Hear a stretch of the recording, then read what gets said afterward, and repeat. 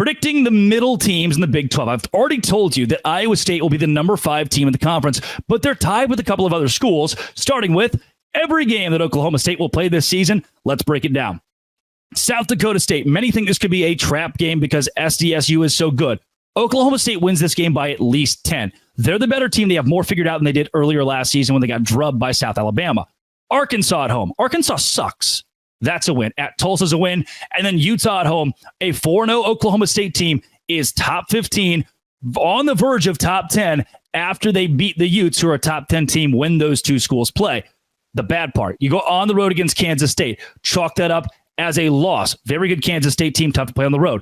I like Stillwater and Boone Pickens, but West Virginia coming to town, that running attack, the offense of West Virginia, they are the chaotic team, one of the few chaotic teams in the Big 12 that will trip someone up. You lose that game at home. At BYU, win. At Baylor, win. Arizona State, win. That's a pretty easy stretch. TCU on the road. Same thing with the Frogs. Oklahoma State's the better school. Josh Hoover is going to have an up and down season. When he is up, TCU can win. You're on the road, you lose that game. Then Texas Tech at home, Colorado on the road. Oklahoma State winning both of those games will finish at 9-3, 6-3 in Big 12 play. And that makes a whole lot of sense to me. They are also tied at 5th with our friends from UCF. A very, very good season. It's on its way in Orlando with KJ Jefferson, RJ Harvey. New Hampshire, win. Sam Houston, win. At TCU, started with a bang. Win for UCF. Colorado at home. You flash the offense, you torch their defense. That's a win. You've got 2 running backs that had 1,400 plus yards last season. On the road against Florida. Florida's got a gauntlet, and I don't think they're very good. Give me a UCF win in that game to start not just 5-0, but after beating Cincinnati, 6-0. Then you go to Iowa State. That's where things get tough. We're getting a little bit colder that time of year as well. You take the loss. I don't think you'd be too upset with that. You started 6-0. Things are about to get a bit more rocky. BYU at home, win.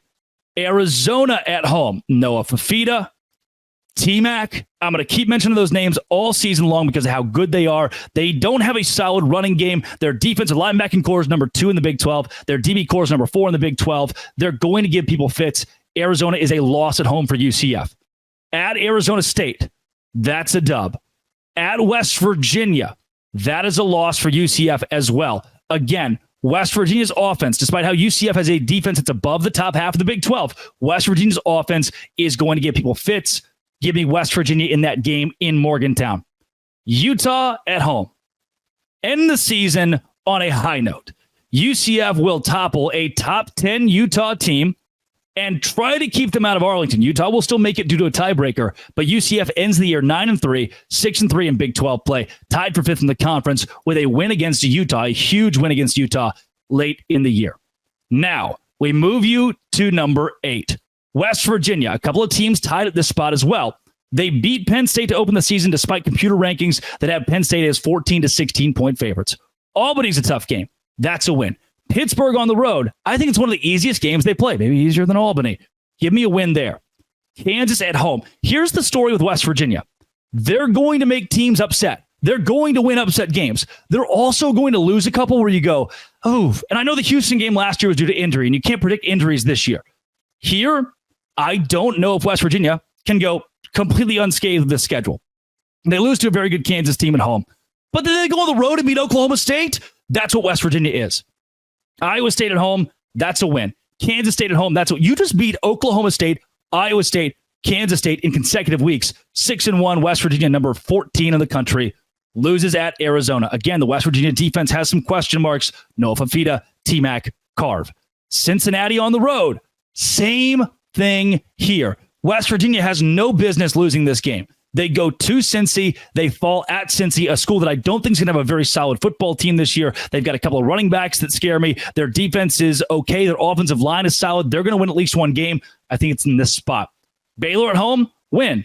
Very good UCF team at home. That's a win as well. And then on the road against Texas Tech, I think these two teams are very even. Give me the home team in that matchup. West Virginia, a brutal schedule, still goes 8-4, 5-4 in Big 12 play. Next season, hopefully the schedule is a little bit easier for you guys. Tied with them, I predict a pretty good year for TCU. I think that this school bounces back. Stanford's a win. LIU's a win. I do have them losing at home against a UCF squad that I have a lot of respect. I think Gus Malzahn's going to turn a lot of heads. At SMU, no confidence in Rhett Lashley's squad. 3-1 start for TCU. Then the game at Kansas is very tough. 3-2, playing Houston at home, 4-2. On the road against Utah, 4-3. Texas Tech at home. I do believe they'll be evenly matched teams down the stretch here. Give me TCU in that game. At Baylor, once again, this kind of going back to the Arizona thing. The West Virginia, losing to Arizona and the following week losing to Cincinnati. TCU will lose a game where you go, shoot, we got Big 12. I think it's Baylor this year. The Baylor Bears in a rivalry game prove why rivalries are rivalries. Oklahoma State at home? What? It doesn't make any sense. You just lost to Baylor. How are you going to beat Oklahoma State at home? Because that's what the Big 12 is this season. And that's why I think Josh Hoover will have a lot of ups, a lot of downs. And when he's up, he beats Oklahoma State and he beats Arizona. What a rally to win the last three after you finish off Cincinnati. 8-4, 5-4 in Big 12 play, tied for 8th in the conference. And you're tied at 8th with Texas Tech as well. So it's West Virginia, TCU, and Texas Tech all right there. Abilene Christian a win. At Washington State a win. North Texas a win. Arizona State and Cincinnati are both wins. What an easy way to start the year for Joey McGuire and Texas Tech. You are 5-0 going into a game at Arizona. Brent Brennan, by this week, has already got stuff put together. I've already mentioned how lethal that offense is.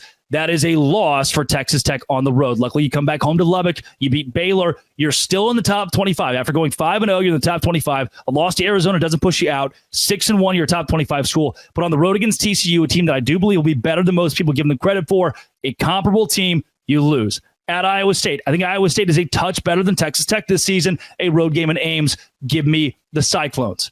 Luckily, you win 2 of your last 3, including a big one to finish it off. You beat Colorado in your 10th game of the year. Oklahoma State on the road is a loss in your 11th game. That makes sense.